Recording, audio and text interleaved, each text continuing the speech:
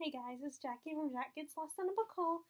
Now, I normally don't like doing videos on vacation, and but the book I want to talk about is one that my aunt, who lives down here where I am, wants to borrow. So I figured I'd better get it done now, and when I actually have the book in my possession. Now, I can't do this quick, like I said, because I'm worried that my mom might hear me. My mom or dad might be like, "Why am I making a video when I'm on vacation with my visiting family?" And also, the background, unfortunately, it's a little blah, but it's hard to find a good space. I mean, it probably would be better if I did it in the bonus room upstairs. She has my grandma has a bonus room, so but I figured just that would be, maybe it would be easy to do it while I'm actually in the room I stay in while I'm here. So anyway, the book I just finished was The Traitor's Wife. You can see it by Alison Pataki. This is also the same author who wrote The Accidental Empress. This is her first book, and as the secondary title implies, the woman behind Benedict Arnold in a plan to betray America. If you know your history, Benedict Arnold was a famous general who defected to England, to the British, during the Revolutionary War. And this is, like I said, as the title implies, the woman who was behind the whole thing. Because it wasn't just him deciding it. His wife, his second wife actually, Peggy Shippen, she took advantage of him feeling taken for granted by General Washington and his pride, and manipulated him into wanting to join the other side. This was a really good book. I really love history book. Not history as a nonfiction. I mean, although I'm starting to get more into that. Like, I want to read John Adams' biography, written by David McCullough, and then I want to read his other book, 1776, and possibly the book that the musical Hamilton was based off of. Because it weaves together this fascinating story that's too surreal to be true, with taking facts and mixing it with fiction, because there are fictional aspects. This isn't really 100% fact. I mean, the basic premise and a lot of the characters in this story, like, of course, Benedict Arnold, Peggy Shippen Arnold, and John Andre, General Washington is mentioned quite a bit, Alexander Hamilton. They come in towards the climax of the novel, actually. But there's also fictional characters, like the servants that work for Peggy and her family, which are the Quigleys,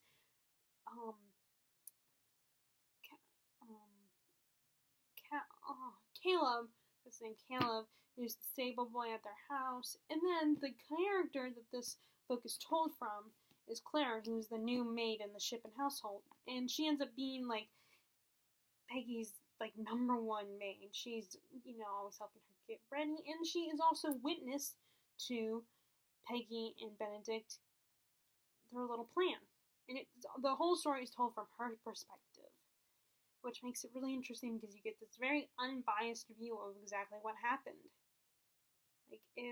As there's actually a discussion guide in the back where Miss Pataki talks about why the book would be so different if it was told from Peggy's point of view. And I don't remember exactly what she said, but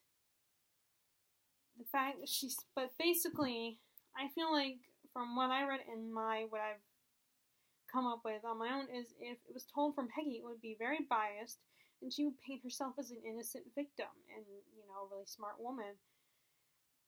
Which is actually, despite this horrible thing that she did, she is a very smart woman.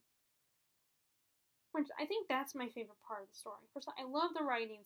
I do love the writing style. It's told so beautifully and weaves together everything, and you can picture it really easily. Now, of course, that may be because I'm used to historical fiction, whether it's in book format or TV form or screen format. But I think she has this beautiful writing style. It's you can really see the scenes play out. Now, my favorite aspect of this is, first of all, Clara, who reminds me a lot of Jane Eyre. She's very loyal, very honest. She's very moral and true to herself.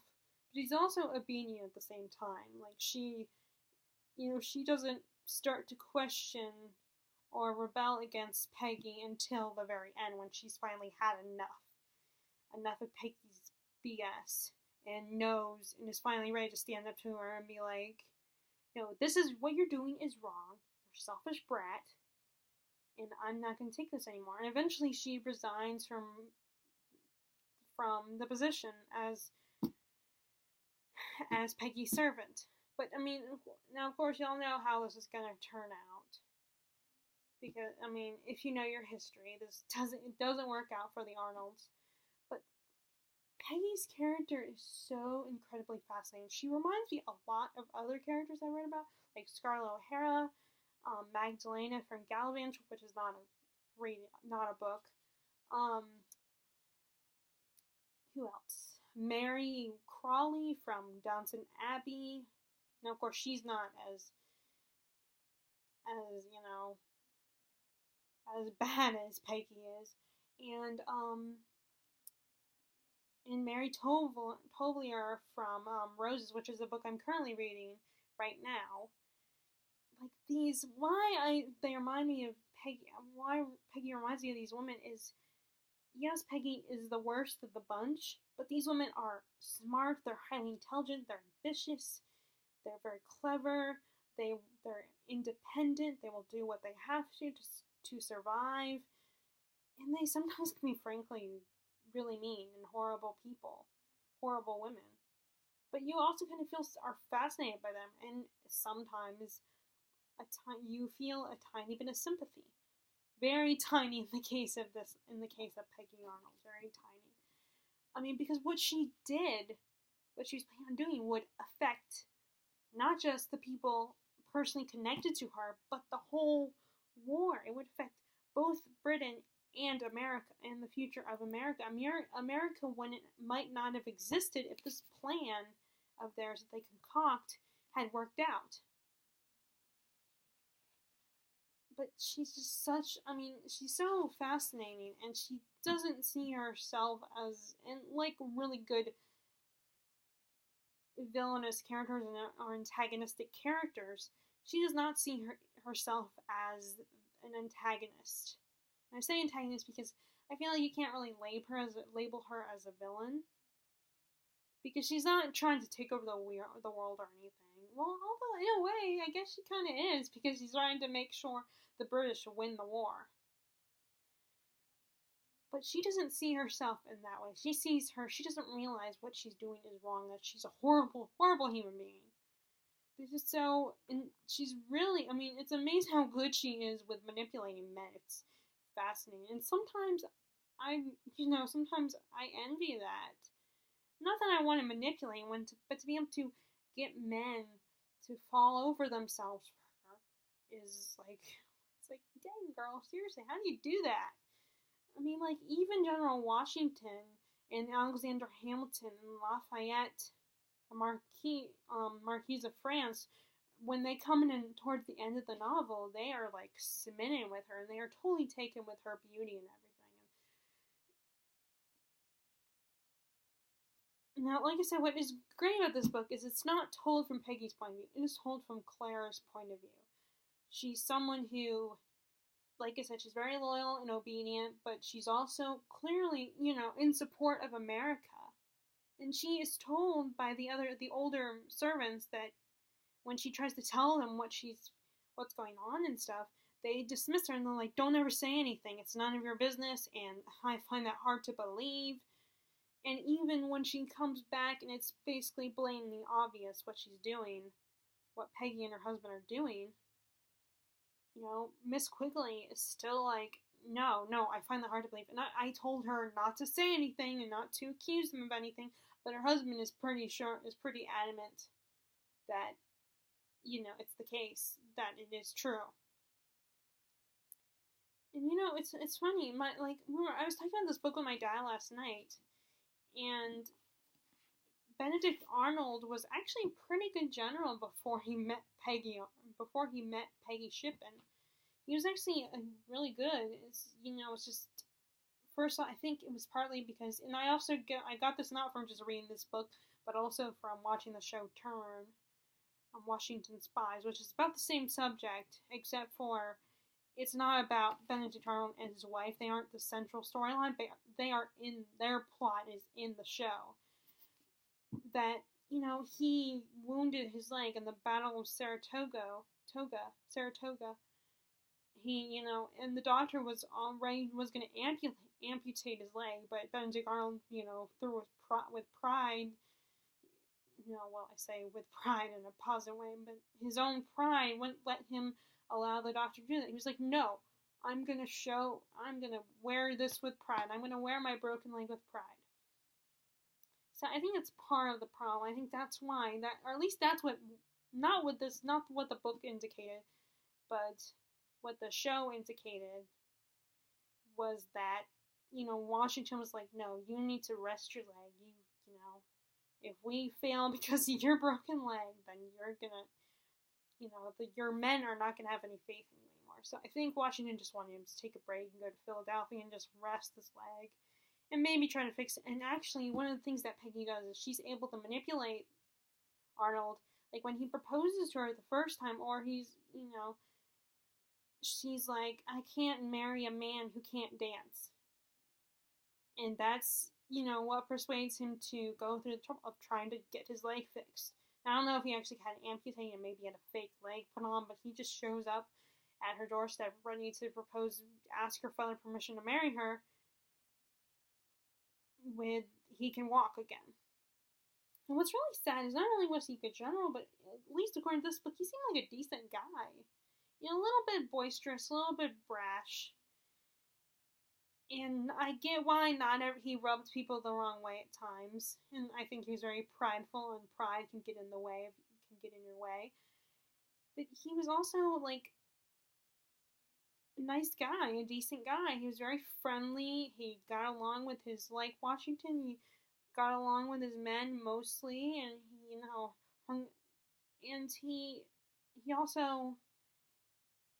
he was, nice to people, and he didn't treat people that were servants, that, had the position of servant, he didn't treat them like they were worthless. He didn't treat them as unequal to him. There's one point where, because Peggy is starting to see that Clara is really connecting with his, with Benedict, she decides to frame Clara and make it look like Clara stole from her. This jewel that he gave her. And this jewel that he gave Peggy. And he gives it, and it's clear, it's very circumstantial evidence. It clearly looks like she stole it. Of course, we as the reader know that Clara would never do that, and the other characters all know that Clara would never do that. And she's like, I want this girl punished for stealing from me. And she tries to, frame her, and Benedict realizes, no, this girl would never do that. And also, if she had really stolen from Peggy, he knows that Peggy would probably ask for her to be fired. And she didn't. She just wanted Clara to be punished. So, and specifically to be flogged. So, he takes her on back, but and he gets the switch ready.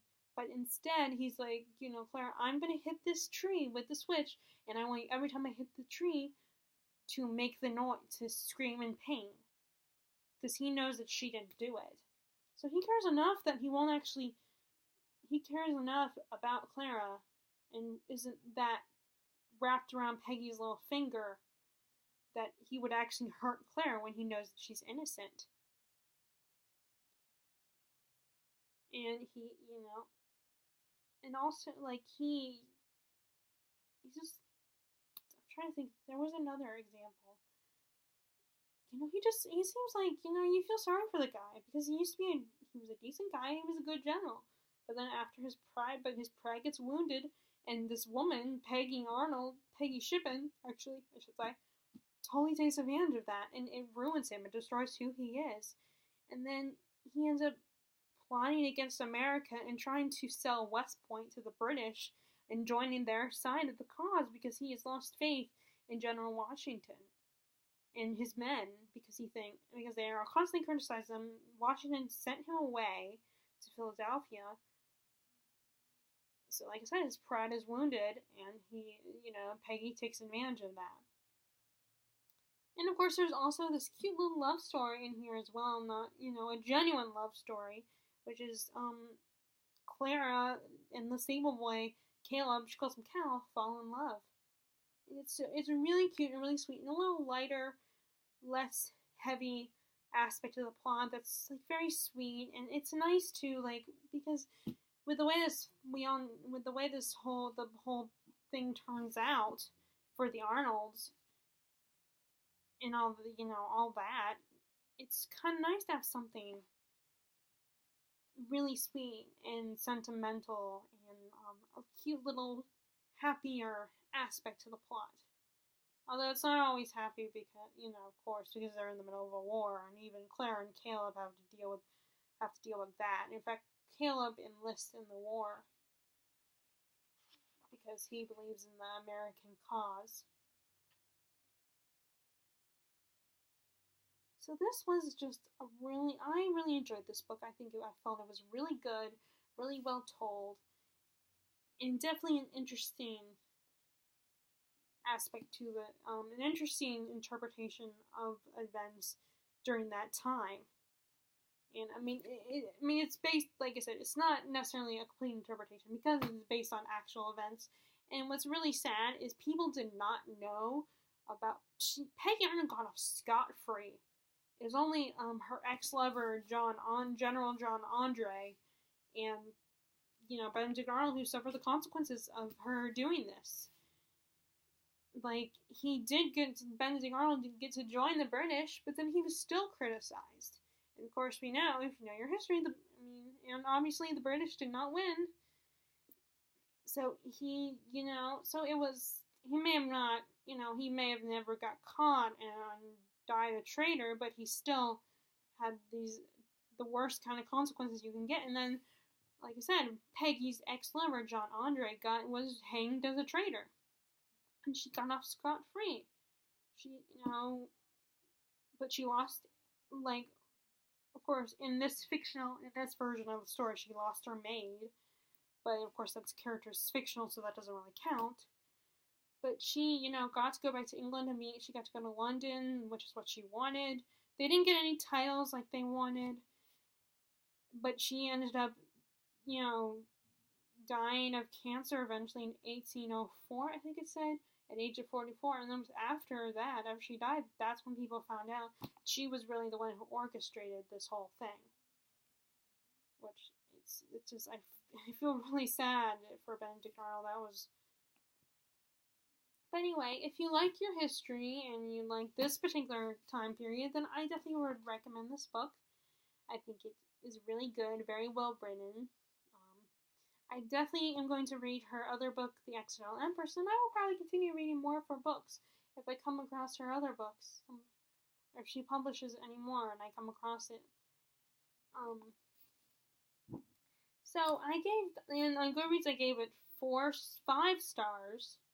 And then I did my own different type of review where I have categories like, the twist, the plot, the twist in the story, which this didn't really have a twist, the characters. I'm trying to think of what else, because unfortunately I don't have that with me. Twist the characters. I can't remember the other categories, but there were 5 categories, so it's basically out of 50, 1 through 10. So this book basically got 40 points, 40 out of 10 points. So that's clearly implies from the way I'm going about reviewing with this little technique that I really loved this story. It's not the best, my all-time favorite book, but it was definitely one I really loved, really enjoyed, and it's pretty close to an all-time favorite. Not exactly an all-time favorite, but pretty close. So that is my reviews list of The Traitor's Wife, the woman behind Benedict Arnold, and A Plan to Betray America by Alison Pataki. If you guys liked my review of this book, give it a thumbs up. And if you haven't already, please subscribe to my channel. I would really appreciate it. Alright, bye.